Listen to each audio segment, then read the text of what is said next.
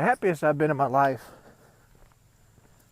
was from the period of around age 10 to, I don't know, 16. I remember fondly of staying up all night playing video games, and during that time it was cool because I'd have some of my cousins sleep over, or me and my brother. My brother was huge into Insane Clown Posse. Huge into, I'm talking about everything. He bought all their albums, and we listened to them constantly. And this is around the time that I want to say Napster and Kazaa and all those things were going on. They were huge. They were real big. And I remember playing Diablo 1. We had Diablo 1 on 2 consoles. Well, on 2 different...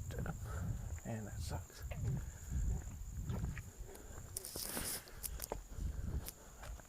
Trying to block the sun.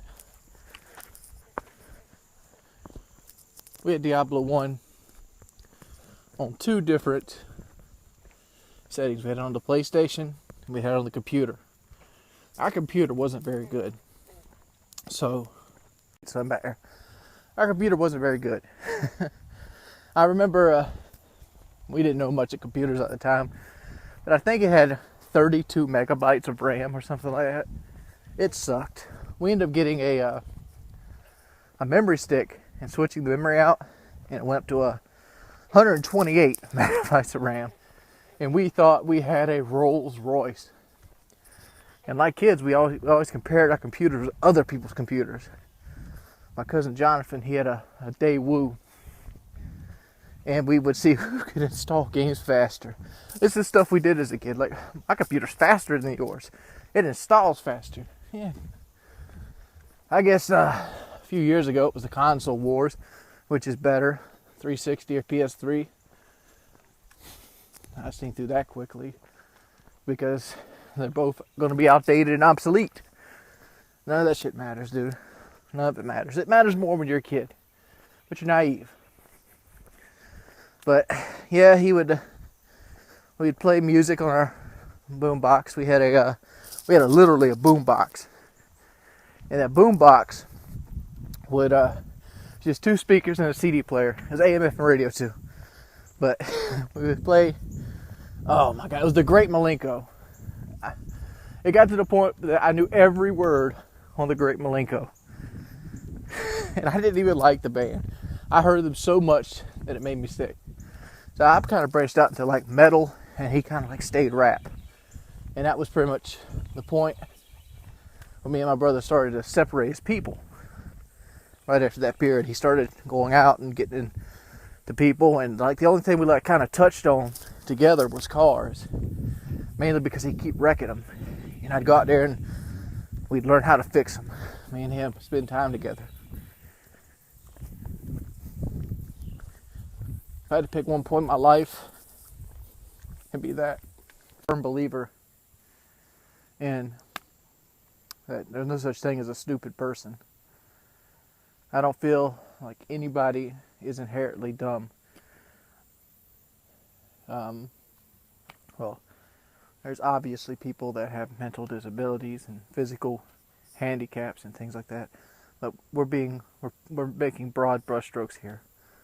Normal, healthy people that make bad choices or unfamiliar with things. One of the things I've always disagreed with was testing kids and proving their worth through testing. You can be a genius in a multitude of fields. You could be a genius with physical activity. When I went to high school, I knew a guy that could barely read or write. But man, he could catch a football any way you could throw it. He could, and that's just natural inherent mathematics. I mean, you could sit down on a piece of paper and show the mathematics, how fast you have to be, how hard you have to push, how much blood you got to do, but he could just do it. He was good.